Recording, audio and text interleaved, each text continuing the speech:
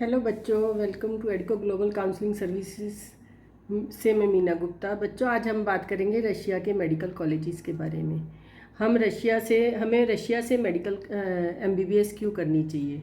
बच्चों, रशिया से एमबीबीएस करने के बहुत सारे फ़ायदे हैं। सबसे पहला फ़ायदा तो यह है कि उसकी फ़ीस जो है वो बहुत कम रीज़नेबल है। हम अगर इंडिया के प्राइवेट कॉलेजेस की बात करें तो यहाँ पे फ़ीस बहुत ज़्यादा है, और प्राइवेट कॉलेज रशिया में जो फ़ी है वो काफ़ी कम है। और ये एनएमसी अप्रूव्ड भी होते हैं। जो मतलब वहाँ से अगर हम एमबीबीएस करके यहाँ आते हैं तो वो हमारी लीगल मानी जाती है, एलिजिबल होते हैं हम। और अब हमें एफएमजी का एग्ज़ाम देने की भी ज़रूरत नहीं है, क्योंकि अब जो नेक्स्ट ईयर से जो इस 2019 के बैच से नेक्स्ट अप्लाई कर दिया गया है, और उस नेक्स्ट को सब बच्चों को ही देना है, चाहे वो फ़ॉरेन से एमबीबीएस करके आ रहे हैं या फिर वो इंडियन स्टूडेंट्स हैं जिन्होंने इंडिया से ही एमबीबीएस की है। तो अब उस एग्ज़ाम की भी कोई टेंशन नहीं रह गई है। और वहाँ की फैसिलिटीज़ टॉप क्लास होती हैं बच्चों। वहाँ का रहन सहन, लाइफस्टाइल बिल्कुल अलग होता है। और वहाँ जो नीट का रिज़ल्ट होता है बच्चों, वो 3 साल के लिए वैलिड होता है। अगर आप इस साल नीट देते तो इस साल, फिर उससे अगले साल और फिर उससे अगले साल, 3 बार आप नीट का 3 साल तक आप उस नीट स्कोर का यूज़ कर सकते हैं। और बच्चों, उसमें आप अगर एमबीबीएस वहाँ से करते हैं तो आप उसके बाद पीजी कोर्स भी अपना किसी भी कॉलेज से, किसी भी कंट्री से कर सकते हैं। ऐसा नहीं है कि आप उसके लिए एलिजिबल नहीं रहते। आप यूएसएमएल, लीप लैब, इन सब की तैयारी भी कर सकते हैं वहाँ रह के। Can live in Russia and practice MBBS, या फिर आप एमबीबीएस में रह सकते हैं और वहाँ पे रह के ही आप रशिया में रह सकते हैं आप, और वहीं पे रह के आप एमबीबीएस की प्रैक्टिस भी कर सकते हैं। और इंडियन डॉक्टर्स की बच्चों फ़ॉरेन में बहुत डिमांड है और उनको हाईली पे किया जाता है। और कुछ एक जो वहाँ के फेमस कॉलेजेस हैं बच्चों, वो हैं Kursk State Medical University, Bashkir State Medical University, Kazan State Medical University, Volgograd State Medical University, Northern State Medical University, Altai State Medical University, Kuban State Medical University. और बच्चों, वहाँ का जो फीस स्ट्रक्चर है वो है 25 lakh to 35 lakh.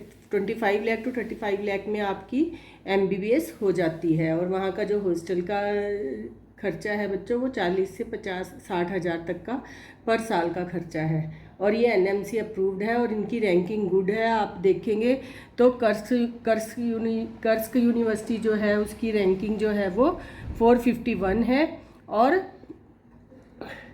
Far eastern federal university है, उसकी रैंकिंग जो है वो 461 है। और बच्चों, वहाँ पे जो एमबीबीएस बच्चे जो हैं वो 1996 से इंडियन स्टूडेंट्स जो हैं वहाँ से एमबीबीएस कर रहे हैं।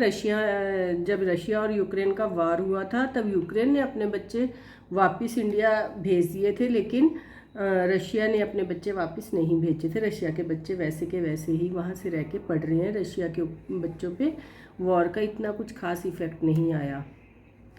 तो इंडिया के जो मेडिकल कॉलेजेस हैं बच्चों, आप देखेंगे उनमें जो फ़ीस स्ट्रक्चर है वो 70-80 लाख से लेके 1 करोड़ तक का फ़ीस स्ट्रक्चर है, जो कि बहुत ही हाईली पेड है। और हर पेरेंट उसको अफोर्ड नहीं कर सकता, हर बच्चा उसको अफोर्ड नहीं कर सकता। तो कितने बच्चे हैं जिनका ये सपना टूट जाता है फिर। तो अपने सपने को बरकरार रखने के लिए आप लोग रशिया में एडमिशन ले सकते हैं। Russia is a very good country.